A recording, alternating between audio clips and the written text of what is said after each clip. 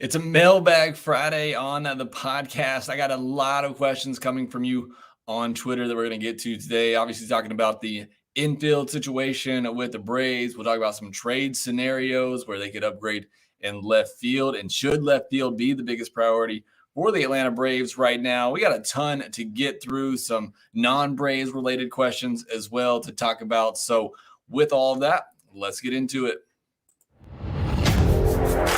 You are Locked On Braves, your daily Atlanta Braves podcast. Part of the Locked On Podcast Network, your team every day.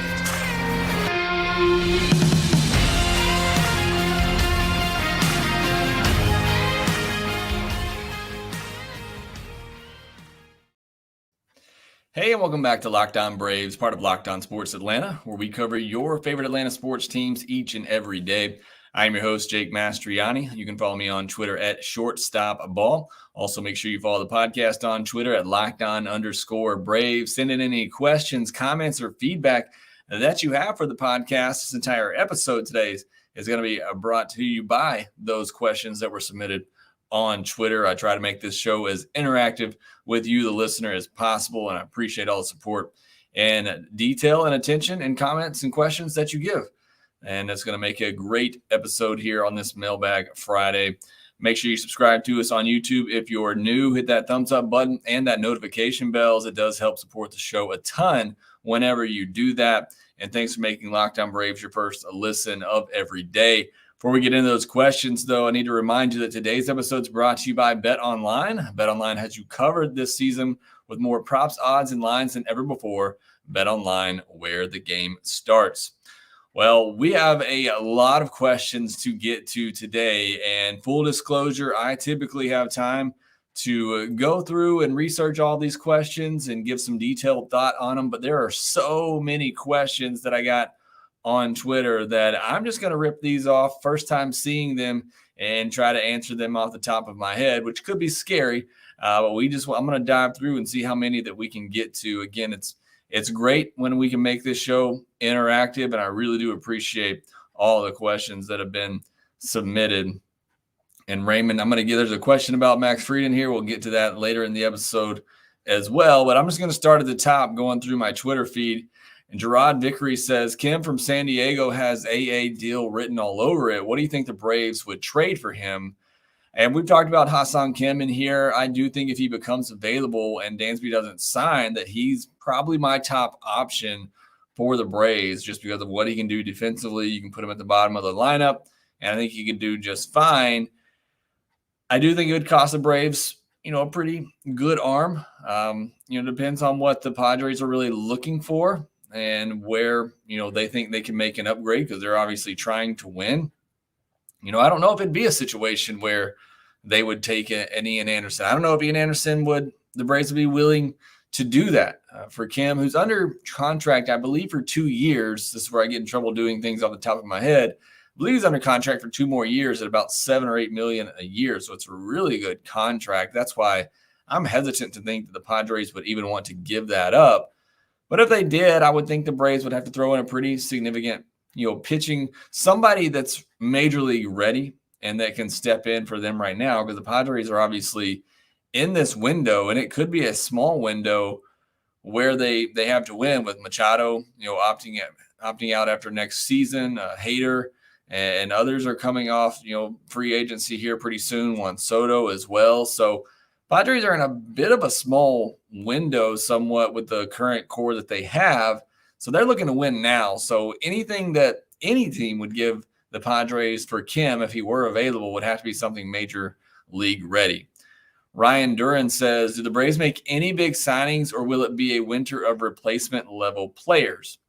And I think there's another question like this later on as well. But for me, it's starting to feel like it's Dansby or bust. And I've kind of been on that for a while, especially after seeing Andrew Benintendi get signed on Friday. To me, it feels like it's Dansby or bust. I get the feeling that they will go over the luxury tax, but they'd rather not if they don't have to. And I think the only person they'd be willing to do that for is Dansby Swanson. And I feel like if he doesn't sign, then I think they may just stay status quo, and they may try to, just add some depth pieces like we saw them do on Friday with Adrianza and Park and others that they brought in, just kind of some depth moves. So I could very, very easily see that being the case. Chris Harder says rumors of Dodgers interest in Kelenic, Alec Thomas, and Dylan Carlson, assuming they would be available. Would any of them be good targets for left field? And would price Braves could offer be enough to take a flyer on high potential players and disappointing bats? I would say Alec Thomas is going to cost you a lot from the Diamondbacks. I think Dylan Carlson of those three might be the most affordable, and he'd be a switch hitting bat, a good defensive fielder. I'm not sure what the Cardinals would want in return for him, but I think, could be an option if the Cardinals wanted some more pitching. Perhaps the Braves could offer that in a deal.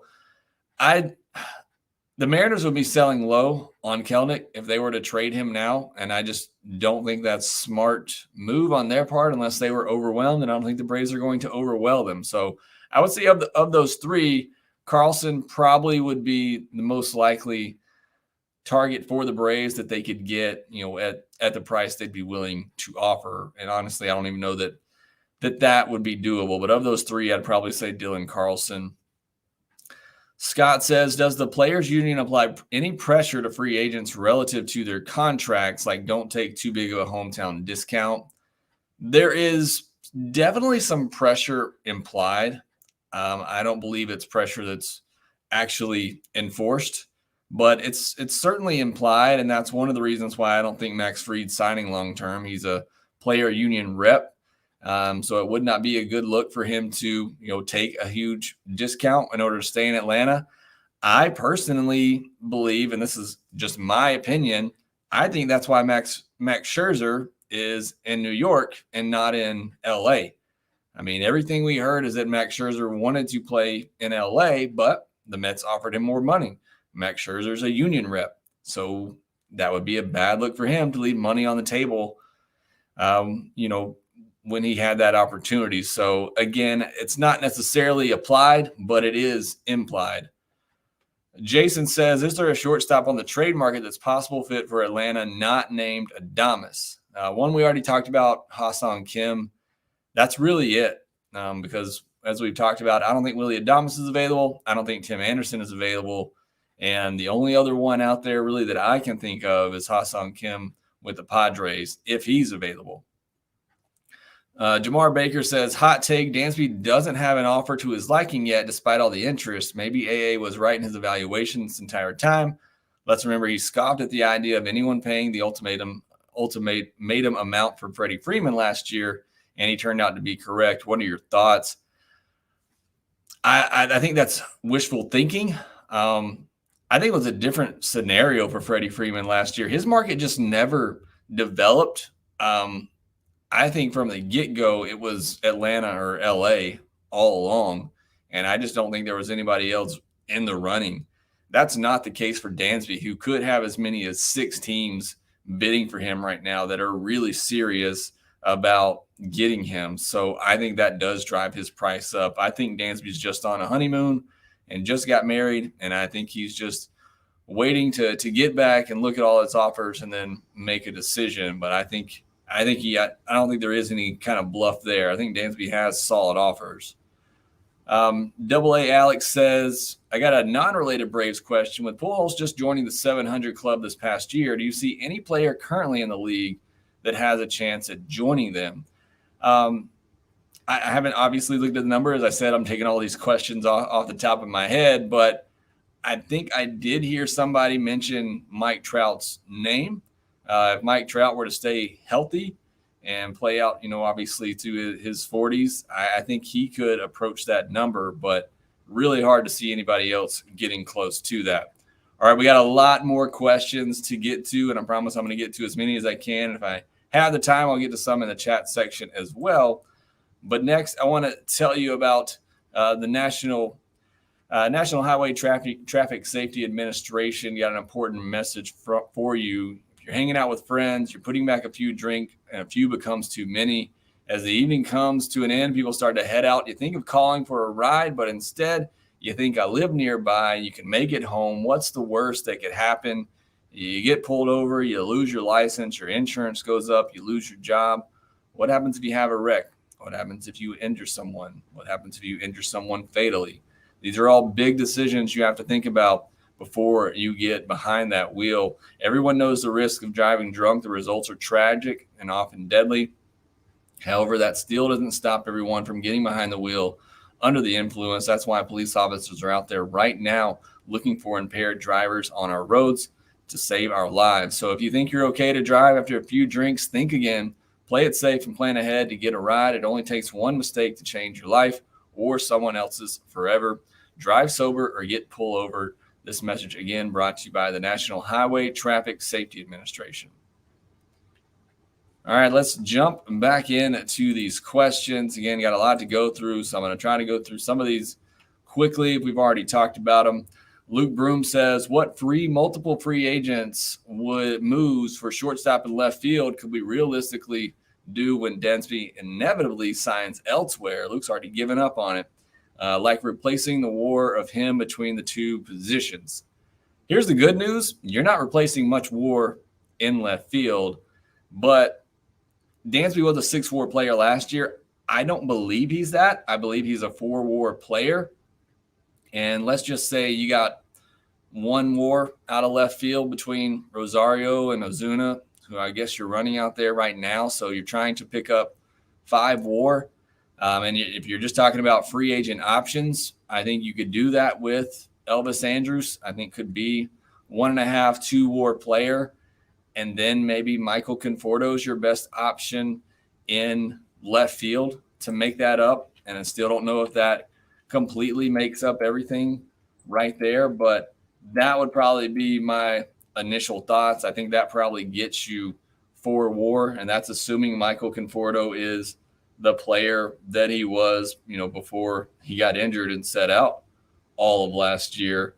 But those are the 2 free agents that come to my mind, and I think you could probably do just as good putting Arcia or Grissom at shortstop and making up the difference and more there, and then maybe going after a Conforto for left field. Now, everything I'm reading says that there's a lot of teams in on Conforto and that he's likely getting a 2-year deal. That makes me a little bit hesitant as the Braves to sign him, even though I've always liked Michael Conforto and I've always kind of wanted him on the Braves. And he was a 4.4 WAR player in 2019, a 2 WAR player in the shortened 2020 season, but just 1.4 WAR in 2021. But I mean, that's the way, you can kind of make up for it there. Those are the first names that come to my mind. Justin Reeves says, when would be a good time to trade Fried? If they know he won't take their extension, shouldn't they turn him into assets, either prospects or something to compete now? This is obviously a big question, and some of you talking about it in the chat as well. I don't think there's a good time to trade Max Fried. You're in a window now to win. And if you're going to do that and you're going to win another World Series, having Max Fried increases those chances. So I don't understand trading Max Fried. Whatever you get back is not going to replace Max Fried, a guy that's been a top 5 Cy Young finisher in 2 of the last 3 years.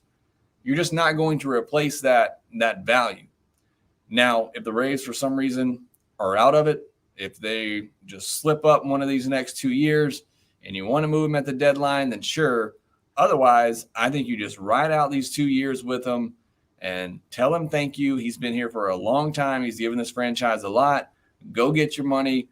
Do what you need to do. I do believe he's gone. And I just think as a fan, as the Braves, you just got to enjoy these next 2 years with Max Fried. I don't think there's a good time to trade him because I think the Braves are going to be in contention to win a World Series. And to do that, they need Max Fried. Dan Pierce, there have been some suggestions that a possible deal for Javi Baez of the Tigers could happen. Ozuna would be part of the trade. Have not heard you discuss that potential option. Love the show. Keep up the good work. Thanks, Dan. That is my first time I'm hearing of a Javi Baez potential trade. Tigers just signed him to be part of their kind of turnaround. I would not imagine that they would all of a sudden trade him in a money dump situation. So I haven't heard that. If you want to tag me on Twitter or send it to me in my DMs where you've heard that, I'd love to look at that rumor, but I just do not buy that at all. Justin Credible says, not so much a question, but for everyone upset about the Contreras trade, she should point out the rule changes next year, including limited pickoffs and larger bases, which I'm sure is part of the reason we made this trade to begin with, defensive catcher. And we did talk about that a little bit, and I think it's a great point, the fact that you want to be strong up the middle, not just catcher, but shortstop as well, which is why I think getting somebody who's defensive-minded at shortstop is very important. Maverick Sports says, we see AA not making a lot of moves, but yet they're not big money sprees. I wonder if AA is setting up a secondary to give Riley, Albies, shortstop, and first base all a break a few days during next year. Adrianza on a $1 million minor league deal. Go big on Dansby, 6 to 7 years, $145 million. I think that's probably what it's going to take at this point. 7 years, 145, I think would get it done from the Braves. Luke Overby says, any trade ideas for left field that isn't Brian Reynolds? We kind of talked on some of those earlier. Dylan Carlson, Kelnick of the Mariners as well. Could be some potential options. I know there's a Max Kepler in question in here somewhere as well. So there are some out there, certainly for left field trade options. It's just, can the Braves be outbid with the prospects that they have? But there are some other options out there at left field, and it's why potentially left field may be the route to go, because outside of Dansby, the options out there that we know to be available aren't that great. So, prioritizing left field and finding a big bat there may be the way to go. Matt Mox says, could the Braves be using a strategic move, giving Grissom some hype on the offseason development, potentially using him as a trade piece? So I'm going to answer this question and say, yes, I think some of the hype is being built around Grissom I think there is hype being built around Grissom. I don't necessarily think it's for a trade piece. I think that could be part of it. I think that's to add pressure on Dansby's camp to show, hey, we are, legitimately thinking about moving on from you, and we have somebody we think can do the job. I've always thought that's putting more pressure on Dansby's camp, which I don't know if that's the smart move or not, but I think it also could be, like you say, potential to hype him up in case they sign Dansby, and then maybe you want to trade Von Grissom for a big piece. Joey Milby says, Jake, do you think AA is hesitant to sign a left fielder because that locks up every position for at least the next 3 years? And any young hitting prospects who pop up could essentially be blocked. I don't think that's a hang-up, and I don't really know what position players will be blocked over the next 3 years right now with the way the Braves system is. Any of the hitters that they have in their system aren't really going to be a major factor for at least 3 years. So I don't see that as being a deterrent to signing up and locking up a left fielder and a shortstop. Or if you think Grissom is the shortstop of the future, then I don't see any deterrent from locking up left field. Daniel Cohen says, on a scale of 1 to 100, where do the Marlins rank as losers? The one thing I will say about that is that since 1996, the Marlins have won 2 World Series and the Braves have won just 1. So they do always have that to throw back in our face. Jordan Griffey says, if the Braves only add Duvall or someone of similar caliber and go with Grissom, RC at shortstop, where does the roster rank among the other NL East teams? I've been saying for a while, I still think, as things stand today on paper, the Braves are the best team in the NL East. You look at their roster: Sean Murphy, Matt Olson, Ozzie Albies, Austin Riley, Michael Harris, Ronald Acuna Jr., Travis d'Arnaud. That is a deep roster, even if they do nothing else. You look at the rotation, it's Max Fried, Spencer Strider, Kyle Wright, Charlie Morton, potentially Ian Anderson, Mike Soroka, Bryce Elder in the 5th spot. You look at that bullpen, Iglesias, Minter, Jimenez, McHugh, hopefully Yates coming back. I mean, it is a deep bullpen. Dylan Lee, I mean, this is a deep team. This is a really good team, even if they do nothing else. I still think they're one of the best teams, not only in the NL East, but in all of baseball, at least on paper.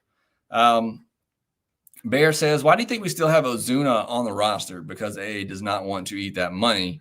Do you think we have the pieces to trade for Mullins from Baltimore?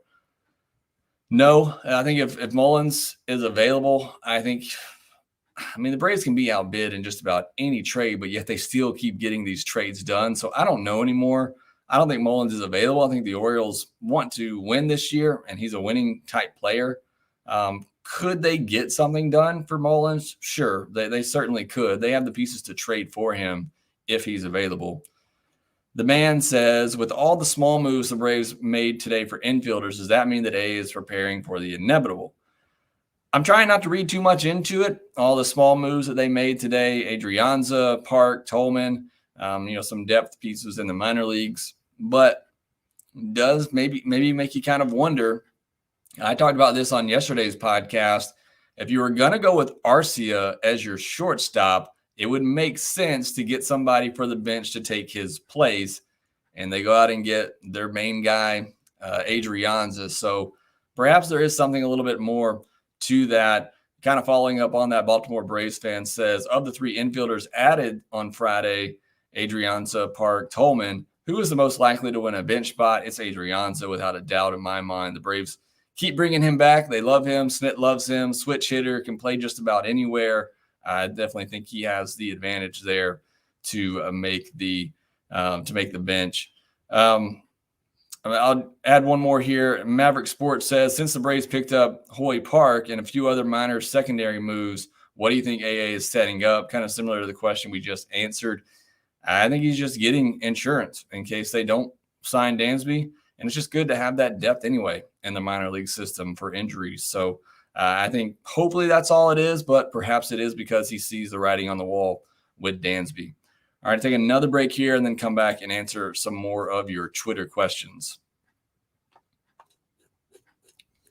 This episode is brought to you by Built Bar. Built Bar has the most amazing flavors for protein bars, including their new reimagined flavors like cookie dough topper, coconut brownie bar, and the coconut brownie topper. There's also the white chocolate peppermint granola. It's Built's take on the granola bar that is more filling and insanely tasty. They also have the candy cane brownie puff for the holiday season. If you haven't tried puffs yet, it's just like biting into a delicious cloud. They sent me a box of them. They're amazing. Built Bar has revolutionized nutrition as we know it with 100% real chocolate, 17 grams of protein, and shockingly low sugar and calories, just 130 calories, in fact. Sink your teeth into that first bite and it will change your life forever. Right now, you can get 15% off your order using our code LOCKEDON15 at Built.com. That's code LOCKEDON15 at Built.com. All right, try to get to the rest of these Twitter questions here. Apologize. I don't know that I'm going to have time to get to some of the questions in the chat section tonight, but I'm going to try to get to as many as I can. Ricardo Ortiz says, what if we forget about Dansby and concentrate on acquiring a left fielder? And this is kind of what I was referring to earlier, that if you really feel like Dansby's out of your ballpark, there are better options, I think, in left field. The options in shortstop, I think, may be just as good as putting Arcia or Grissom out there. So if you can't get Dansby, and you really do want to make a big upgrade this offseason, and we've talked about the fact maybe they don't. Maybe it is just Dansby or bust this offseason. But if you did want to make a big splash and you feel like Dansby's not going to happen, then I think left field is the best route to go. Outer Dark says, how much do you think it would take to get Max Kepler from the Twins if he's available? I don't think it would take a whole lot. He's under control through next year, a team option for next year. He's 29. He's making just $7 million this year. Now he is, has been a below average hitter for the last couple of years. A solid defender in a corner, but a good left-handed hitter, and the Braves already have that. They have a left-handed hitter in Eddie Rosario. I think he would be an upgrade over Eddie Rosario, but hit 227 last year, 318 on base, 9 home runs, in 115 games, hit 19 home runs the year before that in 121 games. So how much different is he? than Eddie Rosario, other than, he can play defense, I guess, would be the upgrade there.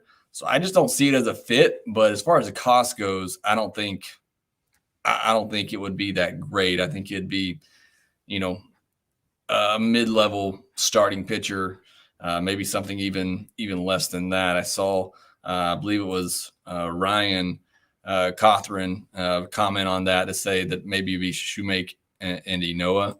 I think that would probably get it done. They may want something, just one player that maybe has a little bit more upside than that, but it wouldn't cost a lot. But I just don't know how much of an upgrade that is necessarily, again, other than, better defensively than Eddie Rosario. Josh Klein says, call it now, Jake. How do the Braves finish off their roster? At this point, I wouldn't be surprised if it's just Duvall and Dunn. And I tweeted this out on Twitter today. Looking at the projected payroll, the Braves are about $6 million from hitting that first tax.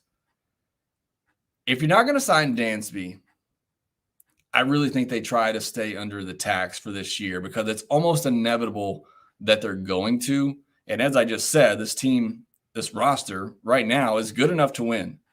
I believe that. And I saw Miguel Friga in the chat section kind of disagree with me that the Mets and Phillies look better than the Braves. I disagree, but either way, this team's good enough to make the postseason if no more moves are made. I wouldn't be surprised if the Braves do nothing else, honestly, and just stay under that luxury tax and go into the season with this roster, roll with Grissom at shortstop and go with, Sam Hilliard and Eddie Rosario in left field, Ozuna getting some at-bats at DH along with Travis d'Arnaud and Sean Murphy. And I still think this team can win 90-plus games. I really do believe that. So I wouldn't be surprised if they don't get Dansby, if they just do nothing at all, even Adam Duvall. Again, even if you just signed Adam Duvall for $5 million, you're pretty much at that first tax threshold. So I just don't see that happening unless there's a way, they can cut some costs, which would mean trading, Rosario or Ozuna, which is the next question on here. David Carrier says, Jake, is there any chance to move Ozuna? He is so hard to pull for. And I agree, but I just feel like if there was a move to be made, it would have already happened. So I just don't think there's any chance that they move Ozuna. Veronica Corey says, no question tonight. Just wanted to say thanks for great and consistent content. I really do appreciate that. Gus says, I want to know what you think of the possibility of the Braves just sticking with Ozuna, Rosario, and outfield and Grissom at shortstop, which we just talked about. What if they literally get nobody and stick with internal options in the lower moves like Hoy Park, Adrianza, and Hilliard? Again, we just got done talking about that. I think that's a very real possibility. And I think it's a really okay possibility. Do I love it as a fan? No, certainly. I want them to go out and go over this luxury tax, get Dansby Swanson, shore up the shortstop position for years to come. And maybe they think Grissom is that answer that solidifies the position for years to come. But I think it is a real possibility, and I think it's a fine possibility. I think this team can still win even if they go into this season with Grissom at shortstop or Grissom and Arcia, however you want to do it, and then with Hilliard and Rosario and Ozuna in left field. Chris says Dansby has a lot of suitors, but most of them seem to not be an ideal fit. I assume Braves will ultimately up their offer at some point. Do you still see a legitimate road for Swanson to return? I do, but it is going to take the Braves upping their offer. If they're still around $100 million, they got no chance. If they come up to 120, 130 million, then perhaps they have a shot. But again, if the Cubs come in and offer them 160, 180, if Red Sox come in or the Twins come in or the Dodgers or the Cardinals or, whoever, there's a lot of teams out there going after him, then the Braves aren't going to get into a bidding war. And then it's just going to come down to how much money is Dansby willing to leave on the table. But I do think there's a path for the Braves, but they're certainly going to have to be more aggressive with their offer. Maverick Sports says, since Benintendi is off the market, who would you rather see in left field and DH? Duvall, Reynolds, or Grossman and DFA Ozuna? Of those three, Duvall, Reynolds, and Grossman, I would certainly rather have Reynolds, but I think if you could get Grossman on a on a $2 million deal, maybe with some incentives, I would probably do that. If you get Grossman or Duvall for $3 million or less, I would probably do that. Probably more so Duvall, just because of he can play all three outfield positions. But I actually like Grossman's bat better because of the switch hit ability. Reynolds, obviously is much better than either one of those, but it's going to be costly in terms of prospects. Just a couple more here. Ron Chung says, would you attach Ozuna's contract with any potential trade with Max Fried? Absolutely not. First of all, I'm not trading Max Fried, and I don't think the Braves are either. But if you're going to trade Max Fried, you don't do that in a money dump. You do that to replenish the system, to get some major prospects and maybe even some players that are major league ready to come up and contribute. You don't do that in a money dump type of deal. A last Twitter question here. Halsey says, you mentioned the Braves possibly going the route of trading for prospects. I read that the Reds may be looking to deal from their farm system. They seem to love Elliott shortstop, but what about I'm not going to say this right, Noel Marte? That's a great question. I actually saw this question earlier, so I reached out to Jeff Carr, who is the host of Locked On Reds, and I said, who is the Reds' future shortstop? And he said Elly De La Cruz. So that means Noel Marte could be available, and that could be an option at shortstop for the Braves when you're looking at prospects who they could trade for to become that future shortstop for the Braves. I think that is another potential option there. Had a couple of late additions come up here that I'm going to add in. Jordan Griffey says, oh no, sorry, I've read that one. I apologize. All right, so that is all the Twitter questions. I apologize for those in the chat tonight. I was not able to get to your questions there. Make sure you put those in the comment section below on YouTube, and I will answer all of those. But I appreciate all the questions submitted on Twitter. I really appreciate all the correspondence and the attention and support that you give me on the podcast. Thank you so much for showing up. Got a ton watching live here tonight. Again, can't thank you enough for all the support. Thank you for all the questions. We'll be back next week, certainly doing this, hopefully getting a resolution on the Dansby Swanson situation. But that will do it for this episode of Locked On Braves. Make sure that you follow us on Twitter at LockedOn_Braves. Follow me at ShortstopBall. Go make your second listen of the day, the Locked On MLB podcast with host Paul Francis Sullivan, bringing humor, passion, and a unique perspective on every team from around the league. Again, thanks for listening. Thank you for joining us. Make sure you rate, review, and subscribe to the Locked On Braves podcast wherever you get your podcast, and we will talk to you next time.